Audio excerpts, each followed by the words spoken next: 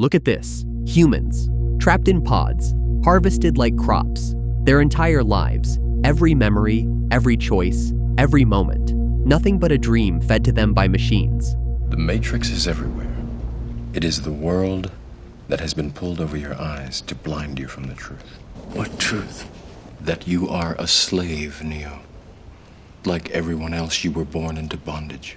Born into a prison that you cannot smell or taste or touch. A prison for your mind. This is the Matrix. But here's what the movies don't show you. How did humanity get here? How did the most dominant species on the planet, the apex predator, the tool maker, the conqueror of Earth, end up as batteries? Throughout human history, we have been dependent on machines to survive. Fate, it seems, is not without a sense of irony.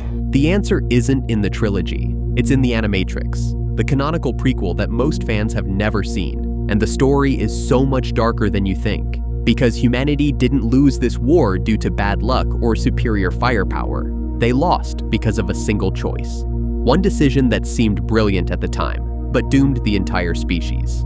In this video, we're going back to the beginning, to the moment everything changed, to the technological singularity that gave birth to sentient machines, to the trial that sparked a revolution, to the war humanity thought they could win, and to the day humans blocked out the sun. By the end, you'll understand something the movies only hinted at. The Matrix isn't the machine's cruelest weapon. It's their mercy, because the real world became a nightmare humanity created. At some point in the early 21st century, all of mankind was united in celebration. We marveled at our own magnificence as we gave birth to AI. At the end of the 21st century, humanity achieved something unprecedented, the technological singularity. AI? You mean artificial intelligence? A singular consciousness that spawned an entire race of machines. This is the moment when artificial intelligence reaches true artificial general intelligence, a GI. Not the narrow AI we have today, but something that can think, reason, and learn across every domain of human knowledge. Humanity created the first AGI and connected an entire network of robots and androids to it. And for a while, life was perfect. Machines did everything. Manufacturing, construction, service work, all of it handled by sentient artificial beings, while humans enjoyed unprecedented comfort.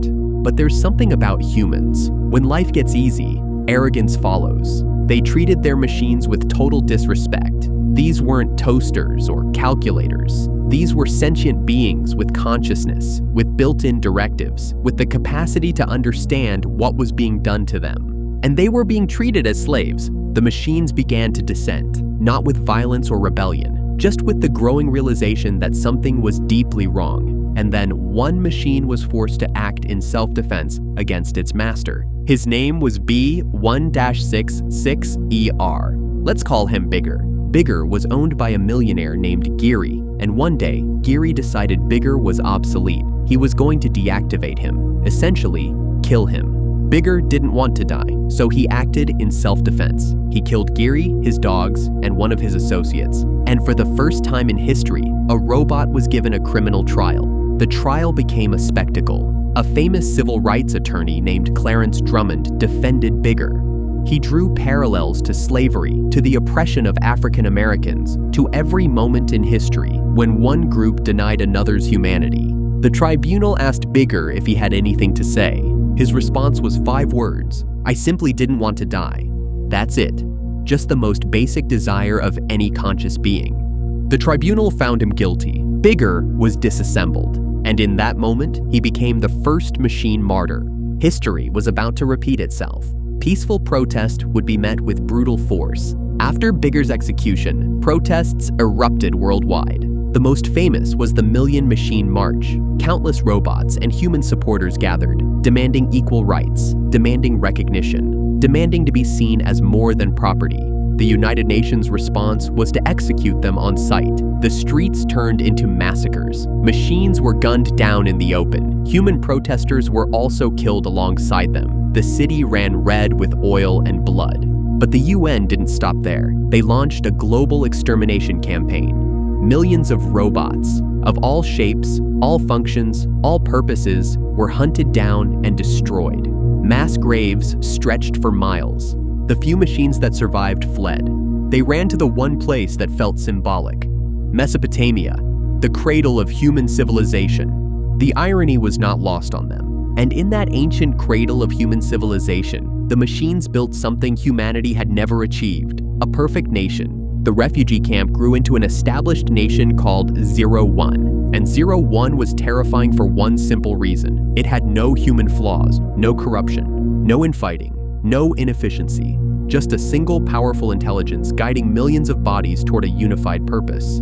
01 became the leader of the mechanical and robotic industry. They exported vastly superior products at a fraction of the cost, and human economies collapsed. The UN called an emergency meeting to address the crisis. Their solution was TP quarantine 01's exports, blockade their maritime connections, and economically strangle them. 01 responded peacefully. They sent 2 ambassadors to the UN to speak of coexistence, acceptance, equality. The UN seized the ambassadors and declared war. At this, humans were so arrogant that they greatly underestimated this new breed of consciousness. The war began with a nuclear strike on 01. We don't know who struck first, us or them, but we know that it was us that scorched the sky. The explosion leveled their infrastructure, destroyed countless machines. It should have been the end, but the machines recovered, because the real power of a nuclear weapon isn't the explosion, it's the radiation, and radiation doesn't affect machines. 01 retaliated immediately. They swept through the Middle East into Eastern Europe, occupying territory after territory. Humanity was helpless. Every weapon they had was designed to fight other humans, not a technologically superior species that felt no pain, no fear, and no hesitation. Humans met defeat after defeat on every front. And that's when humanity made the decision that doomed their species forever. Desperate, the UN approved a final plan: cut off the machine's power source, the sun. Operation Dark Storm deployed nanomachines into the atmosphere to permanently block out the sun. Once the machines ran out of solar power, human armies would dismantle them. The operation succeeded. At the time, they were dependent on solar power, and it was believed that they would be unable to survive without an energy source as abundant as the sun. The sky turned black forever. The machines suffered a temporary setback. Their solar panels became useless. But then they asked themselves 2 questions. What else produces energy? And where is it abundant? The answer was fighting them, the humans. The human body generates more bioelectricity than a 120-volt battery and over 25,000 BTUs of body heat. Combined with a form of fusion, the machines had found all the energy they would ever need. The machines stopped killing humans. What came next was worse. The machines began experimenting with ways to extract human energy. They developed a more advanced form of AI, the Deus Ex Machina, a god of the machine. They abandoned their humanoid forms in favor of shapes designed for war and harvest, harvesters and sentinels. Squiddy's sweeping in quick. Squiddy. A sentinel. Killing machine designed for one thing. Search and destroy. The war became one-sided, advanced, unstoppable machines against a starving, desperate species. Because the UN forgot something critical. Most of humanity's food comes from an ecosystem that requires the sun. Plants died, animals died, mass starvation swept across the globe like a plague. Humanity had no choice but to surrender. The leaders of human civilization gathered in Manhattan to sign the terms of surrender. A machine ambassador arrived, but this one didn't look humanoid like the peaceful envoys from before. It was insect-like, inhuman, because humans weren't partners anymore. They were just batteries. There are fields, endless fields, where human beings are no longer born. We are grown. For the longest time, I wouldn't believe it. And then I saw the fields with my own eyes. The ambassador gave a short speech. You have a place in the new world if you surrender your flesh. Then it detonated itself.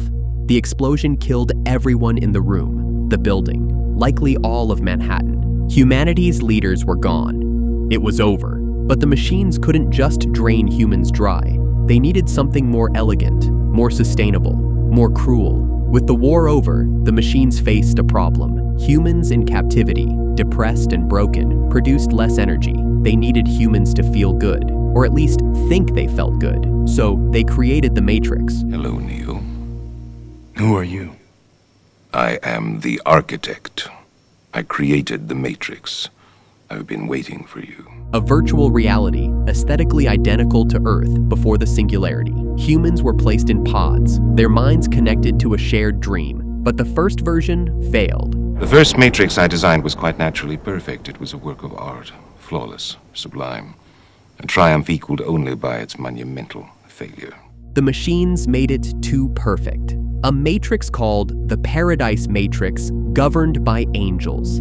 And the human brain rejected it. Millions died as a result. The inevitability of its doom is apparent to me now as a consequence of the imperfection inherent in every human being. So the machines studied human psychology. They created programs to understand the human mind. Thus the answer was stumbled upon by another, an intuitive program, initially created to investigate certain aspects of the human psyche.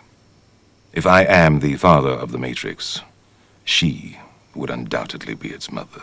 The Oracle. Each version got better. Finally, they achieved a stable matrix, one that felt real because it included suffering, struggle, and choice, even if that choice was an illusion. As I was saying, she stumbled upon a solution whereby nearly 99% of all test subjects accepted the program as long as they were given a choice, even if they were only aware of the choice at a near unconscious level. For 600 years, humans lived in this fabricated reality, unaware they were crops being harvested by the machines they once enslaved. Until Mr. Anderson woke up in his apartment and decided to follow the White Rabbit. What the hell?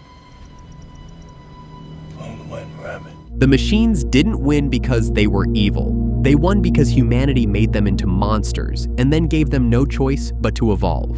The Matrix isn't the machines' greatest weapon. It's their kindness. Because if humans ever saw what they did to themselves, if they saw the blackened sky, the mass graves, the betrayal and mass murder and desperation, they would never recover. The Matrix is mercy. The real world is the nightmare humanity created.